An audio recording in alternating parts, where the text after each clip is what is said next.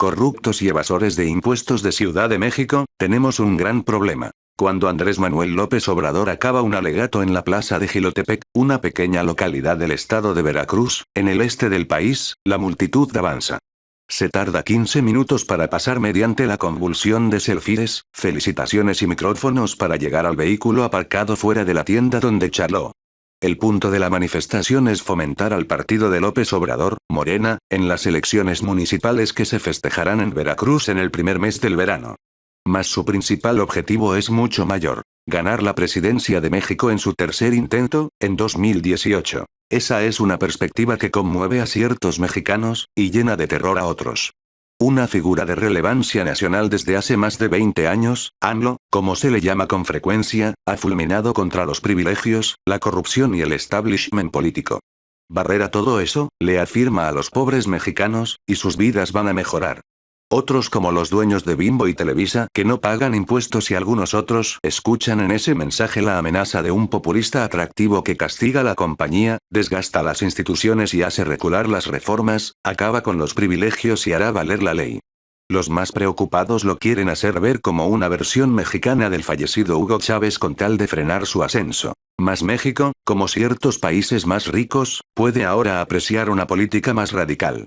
Los votantes están enfurecidos por la corrupción, el crimen, que está aumentando, y el enclenque desarrollo económico.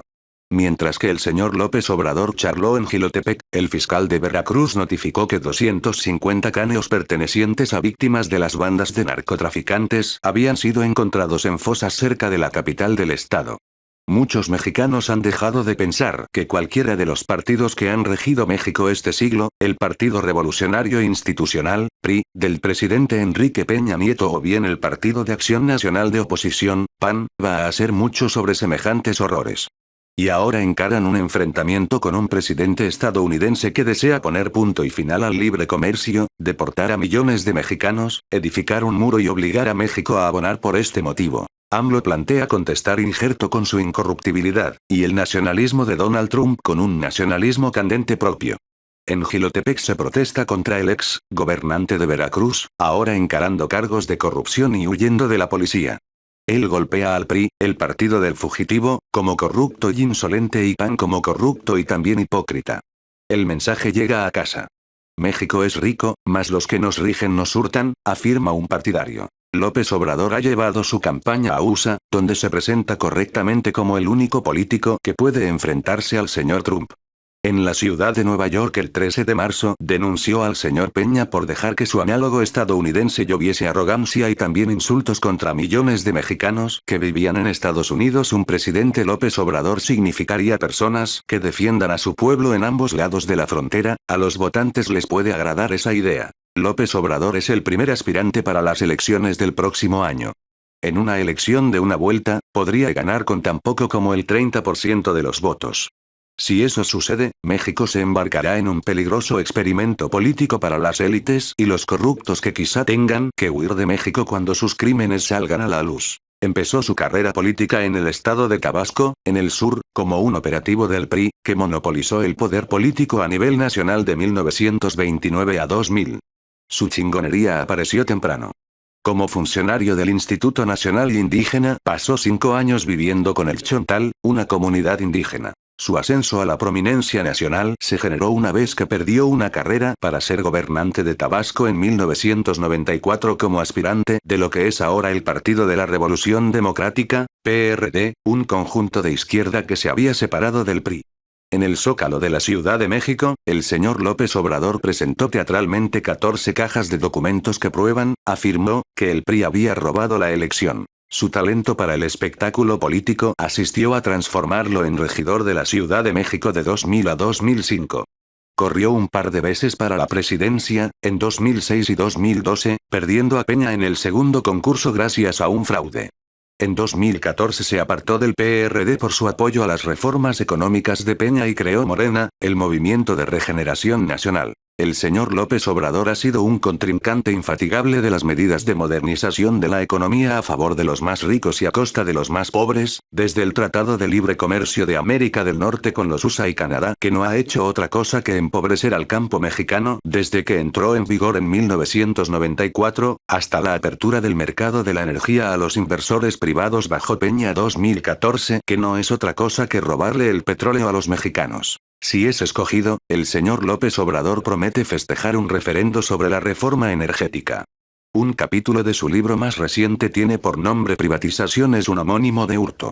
Se ha unido a un sindicato de maestros para resistir una reforma educativa promovida por Peña que hiere a la educación nacional. Como regidor de la Ciudad de México, el señor López Obrador ocasionó menos caos que su imagen sugirió que podría. Edificó carreteras y también introdujo una pequeña pensión universal.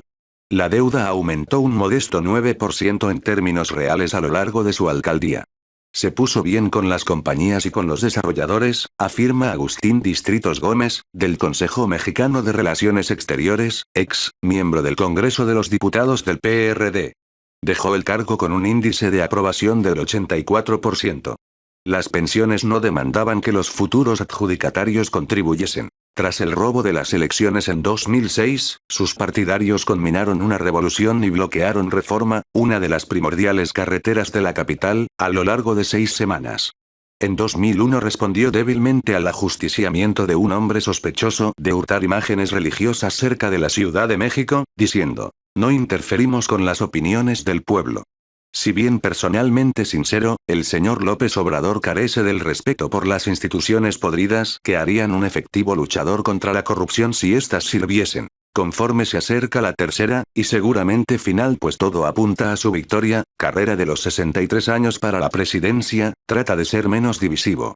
Lideró el plan para que el señor Peña vaya a visitar a Trump en el mes de enero. El viaje fue anulado una vez que el presidente americano publicó un tuit insultante. Ha sido más afable con los negocios. Desilusionados por el desempeño de la economía bajo el reformista Peña, ciertos empresarios están más prestos a darle ocasión al señor López Obrador. El aspirante del PRI a la presidencia, quien quiera que sea, va a ser polucionado por la asociación con el presente gobierno.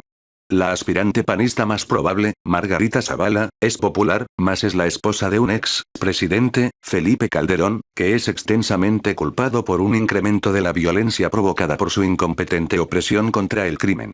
El PRD tiene poco apoyo.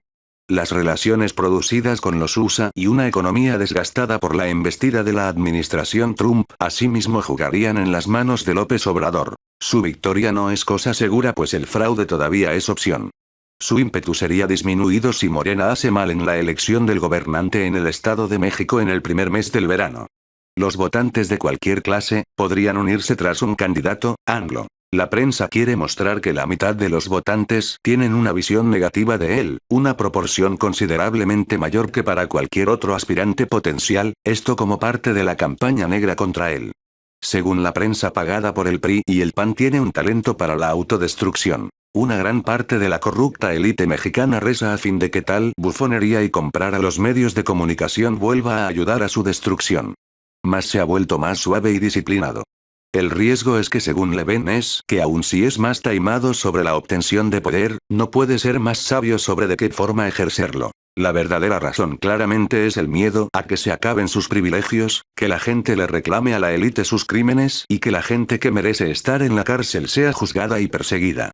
Mientras que el pueblo de México consiga mejor educación, accesos a sus recursos naturales en manos de unos cuantos elegidos por los corruptos gobiernos del PRI y el aumento al nivel de educación haga que se tenga que pagar salarios dignos a costa de las grandes fortunas mal habidas de México.